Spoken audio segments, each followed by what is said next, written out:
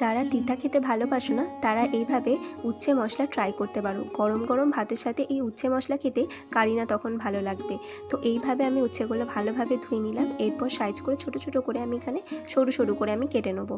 এরপর এই উচ্ছের ভেতরে থাকা যে বীজগুলো রয়েছে সেগুলো আমি কেটে বাদ দিয়ে দেবো। এই যে এইভাবে কেটে নিতে হবে। কেটে নেওয়ার পর অন্যদিকে আমি একটা পেস্ট বানাবো। সেখানে লাগবে সর্ষে, কাঁচা লঙ্কা, শুকনো লঙ্কা আর রসুন। ভালোভাবে পেস্ট বানিয়ে নিলাম। এইদিকে আমি উচ্ছে সেদ্ধর জন্য জল বসিয়ে দিয়েছি। তো এখানে উচ্ছে সেদ্ধ হয়ে গেলে তখন আমি কড়াতে তেল দিয়ে দিলাম।